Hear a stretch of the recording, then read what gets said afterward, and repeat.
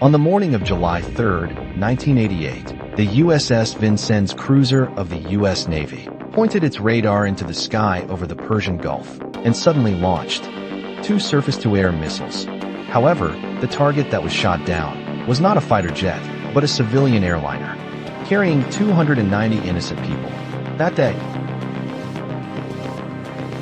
the flight was Iran Air Flight 655, an Airbus A300, scheduled to depart from Bandar Abbas, Iran, to Dubai, UAE. On board were 274 passengers and 16 crew members. The captain was Mr. Mirced Rezian, 37 years old.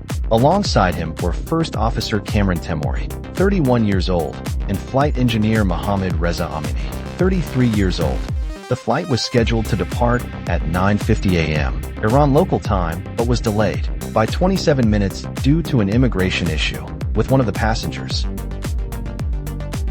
Began to taxi from runway 21 of Bandar Abbas Airport and quickly entered Air Corridor 519, starting to ascend to cross the Strait of Hormuz, heading toward Dubai. However, right after takeoff, a radar on a warship about 80 kilometers away detected and locked onto the aircraft.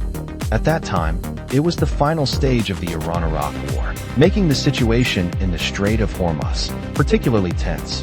The U.S. military had deployed warships to the region to perform escort and protection missions. The ship that locked onto Flight 655 was the USS Vincennes, a Ticonderoga-class cruiser, deployed to the area in May 1988 for combat operations. On the morning of the incident, after completing an escort mission, the Vincennes was returning to base when suddenly, at around 9 a.m., its helicopter entered Iranian airspace and was chased by Iranian gunboats. Immediately, Captain Will Rogers ordered a counterattack. By 10:09 a.m., the USS Vincennes opened fire on the gunboats. At that moment, Flight 655 had just taken off, right as the naval clash had been ongoing for 8 minutes. Suddenly, a bright blip appeared on the screen of the ship's combat command center. The large screen of the Aegis control system displayed a target being tracked by radar. At first, it was thought to be an Iranian P-3 patrol aircraft, but at that moment, from Bandar Abbas Airport, another aircraft had just appeared, causing the command center to become immediately tense. It should be noted that Bandar Abbas Airport is a shared military and civilian airport. There are F-14 fighter jets stationed there. At the time, the air defense officer on duty was Officer Anderson, who was assigned to identify the target using the IFF, friend or foe identification system. When Anderson sent a query signal, the aircraft's transponder automatically responded. On the Aegis system, the aircraft was displayed as operating in Mode 3, which is used by civilian aircraft, with a response code of 6760.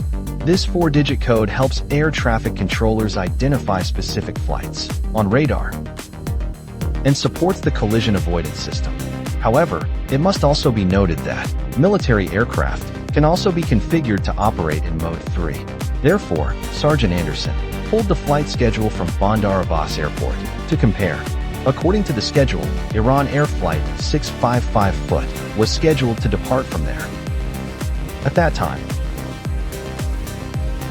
Flight 655 was expected to take off at 9:59 a.m. Iran local time. However, Officer Anderson, who was operating the air defense system, did not use Iran's local time to verify the timing, but used Bahrain time instead, which is where the USS Vincennes was based. Due to this confusion, he believed that at that moment, there would be no civilian flights taking off. Anderson continued using the IFF identification system to verify the target, but a serious mistake occurred. He did not adjust or select the correct target on the system, causing the radar to remain locked on the area of Bandar Abbas Airport instead of Flight 655. As a result, the system mistakenly identified a parked F-14 fighter jet on the ground as the target to track. Worse still, the identification code for Flight 655, which was initially in civilian Mode 3, was mistakenly converted by the system to military Mode 2 due to a software design flaw in the Aegis system. The identification code TN4470 which originally belonged to Flight 655, was incorrectly assigned to the F-14, while the actual civilian airliner was mistakenly given the outdated code TN4133-1, the previous identification code of that F-14 fighter jet. The atmosphere inside the Vincennes Combat Operations Center became chaotic. Someone shouted loudly, "F-14, it's a fighter jet."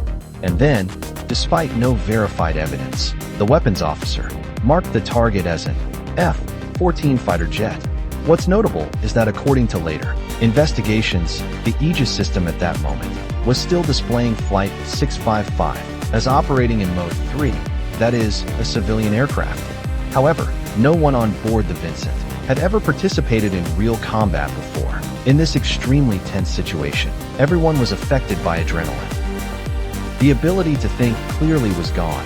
No one remained calm enough to verify the aircraft's true identity. After that, Anderson began broadcasting warning signals on the military emergency frequency 243 MHz with the message, "Unidentified Iranian aircraft, heading 203, speed 303, altitude approximately 1.22 kilometers. This is the United States Navy. Our position is 205. Distance to you is 7.24 kilometers. You are approaching a United States Navy vessel in international waters. Please state your intentions." However, being a civilian aircraft, Flight 655 was not equipped with military frequency receivers. Therefore, no response was ever transmitted back to the Vincennes. After the first call failed, Anderson switched to the civilian emergency frequency, 121.50 MHz, and continued to call. "Unidentified aircraft, heading 206, speed 316, position 27 degrees, 2 minutes north, 56 degrees 16 minutes east. You are approaching a United States Navy vessel. Please ensure safety." However, on the other end, there was still no response. Anderson kept alternating calls on both military and civilian frequencies a few more times, but in every attempt, the radio waves remained completely silent. So, in the end, did Flight 655 actually receive the warning signals from the Vincennes or not? 1 year earlier, in 1987, the United States military had issued a maritime notice requesting all civilian aircraft operating in the Gulf region to comply with the following: BA-252A Tri Lang Na Trin Tin Sokon Cap MOT Tram Hai Muoi MOT Fei Na Muoi MH Tai Nin Kui Din Nai Kong Duok to Chuk Hong Kong Dan Dung Quoc Teicao Tsong Nen La Bat Buk AP Dung Trong Tuk Te Sao Kai Kat Kintabe Chien Sao Tram Na Muoi Lam Dang Su Dong Hai Tan So Rieng Beat Delin Lak MOT Voi Kien So Kong Luva MOT Voi Trung Tom Ju Foi Qua Ron Anugwai Ra Kai Fat Tin Hu Kan Bao Sean Anderson De Kong Dung Ma Dap Ung Din Dan Sao Gin Bei Tram Sao Muoi Ma KY Thuit Duwe Not Ko the Jup To Lai Zak Din Chin Zak Rang Ho Dang Duok Goi Chua Dung Lai O Du Anderson Con Dua Veo Tak Du Mat Dat TNT Tren Thong Radar BA Tram Nong Muoi Hai Ly Geo De Fat Kan Bao Trong Kai Van Tak TNT Trong Buong Lai Chien Sao Tram Nam Muoi Lam Chi La Ba Tram Hai Ly Geo Tuong Duong Koang Nam Tram Nam Muoi Sao Ki Lomet Geo Su Chen Lek Nai Keen To Bay Nu Ko Ne Duok Tin Hu Rat De Hu Lam Rang Loi Kan Bao Dang Duok Gue Den Mot Mai Bay Kok Sound Ju Keen Kok on Mofford Bad Ngio Fat Hien Rang Ma Nin Dien Bon Gin Mot Tram Ba Muoi Mot De Chien Tiaro Lai Tan Che Du Ba Tuc La Che Du Dan Cho Mai Bay Dan Dung on Het Len Che Du Ba Ko The La Mai Bay Thuong Mai Tai Nien Doi Diem Du Thuyen Truong Will Rogers Dang By Quan Veo Kuok Jiao Tran Voi Tao Feo Iran Bachi Fan Ung Bang Catch Ra Hu Rang Ong Dene Thay Bao Sao in Hong Kong Dua Ra Bat KY Men Len Nao Mua Luke Muoi Geo Hai Muoi Hai Fu Chien Bay Sao Tram Nam Muoi Lam De Dat Den Du Chao Koang Hai Fei Bay Muoi Bon Met Chin Feet Ba Tien Veo Vom Can Bao Fong Kong Catch Tao Vincent Ba Muoi Bay Ki Lo Met Truok Du Thuyen Truong Rogers Tung Twin Bo Rang Nu Mot Mai Bay Kong Zak Din Bay Veo Fam 6 Hai Muoi Hai Ly Ong Si Kai Hoa de Phong v Tai Nien Du Chao Hien Tai Qua Chien Bei. La Qua Lan Doi Voi Mot Kuok Tan Song Nam. Veo Tao Chien v the Ong Quiet Din Tam. Doi Chua Kai Hoa Teep Tuc Theo Doi Mot Fu Sao Mai Bei. Teep Tuc Tang Len Du Chao Koang Ba Fei Ba Muoi Lam Met. Muoi Mot Feet Nai Luke Du Si Quan. Du Foi Tin Bao Chien Thuit. Ong Lizzie. Bad Ngio Het Lon Muc Tu Dang. Hadu Chao Chi Mot Kong. Noi and Hung Lai Lam. Bum Len. Noi So Hai Trong Fong Chi Hui Trong Trang Tai Song Tang Cuc. Du Kak Tui Thursday Tren Tao Du Tin Rang Cheek was about to dive in for an attack. They no longer. In fact, according to data recorded from the Aegis system, Flight 655 was still climbing in altitude. As it passed the 3-kilometer mark, the aircraft began to slow down, slightly to prepare for acceleration, something completely normal during a climb. Technical data fully confirmed this, but at that moment, bias had already formed in the minds of those on board. They believed it was an Iranian F-14, potentially armed, and approaching, ready to attack. Captain Rogers, who was known for his decisive, action-oriented mindset, didn't want to wait any longer. He believed that if he didn't strike first, his ship would be the next target.